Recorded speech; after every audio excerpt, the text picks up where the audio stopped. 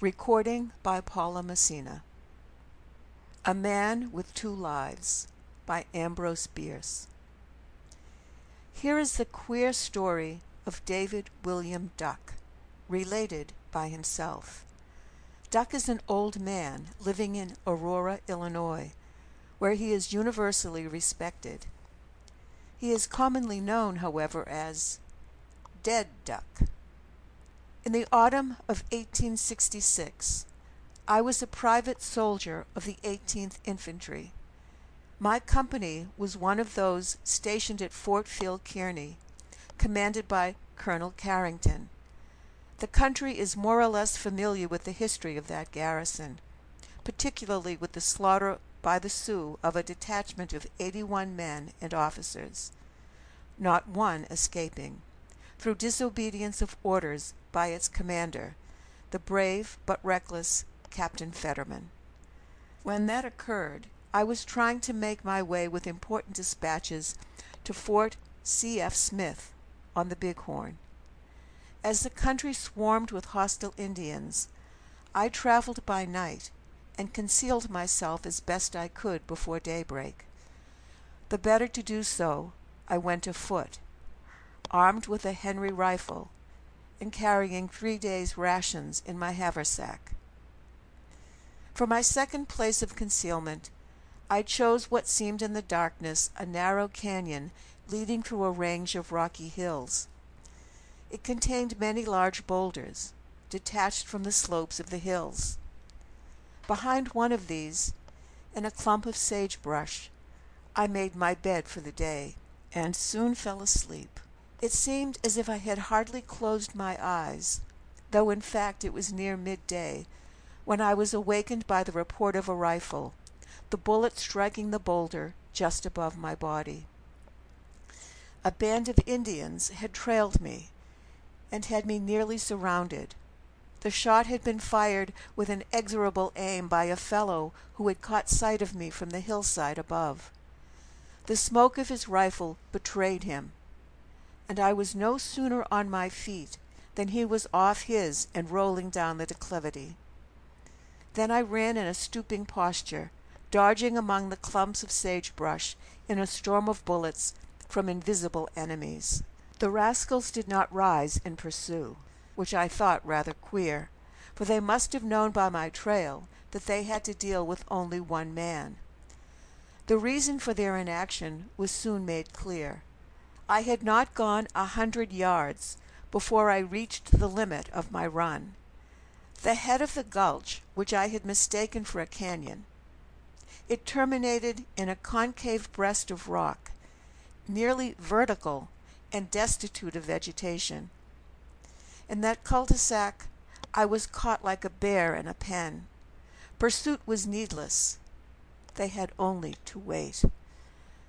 They waited. For 2 days and nights, crouching behind a rock topped with a growth of mesquite, and with the cliff at my back, suffering agonies of thirst, and absolutely hopeless of deliverance. I fought the fellows at long range, firing occasionally at the smoke of their rifles, as they did at that of mine. Of course, I did not dare to close my eyes at night, and lack of sleep was a keen torture. I remember the morning of the 3rd day, which I knew was to be my last. I remember, rather indistinctly, that in my desperation and delirium I sprang out into the open and began firing my repeating rifle without seeing anybody to fire at. And I remembered no more of that fight. The next thing that I recollect was my pulling myself out of a river just at nightfall. I had not a rag of clothing, and knew nothing of my whereabouts. But all that night I traveled, cold and footsore, toward the north.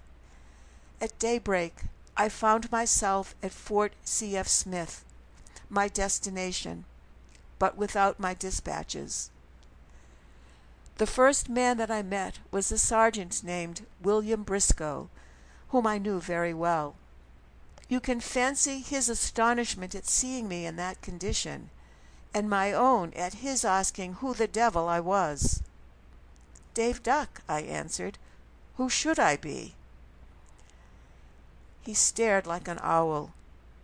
You do look it, he said, and I observed that he drew a little away from me. What's up? He added. I told him what had happened to me the day before. He heard me through, still staring. Then he said, My dear fellow, if you are Dave Duck, I ought to inform you that I buried you 2 months ago. I was out with a small scouting party and found your body, full of bullet holes and newly scalped. Somewhat mutilated otherwise, too. I am sorry to say, right where you say you made your fight. Come to my tent, and I'll show you your clothing and some letters that I took from your person. The commandant has your dispatches. He performed that promise. He showed me the clothing, which I resolutely put on, the letters, which I put into my pocket. He made no objection, then took me to the commandant, who heard my story and coldly ordered Briscoe to take me to the guardhouse. On the way, I said, Bill Briscoe, did you really and truly bury the dead body that you found in these togs? Sure, he answered, just as I told you. It was Dave Duck, all right. Most of us knew him. And now, you damned impostor, you'd better tell me who you are.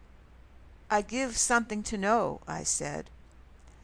A week later, I escaped from the guardhouse and got out of the country as fast as I could.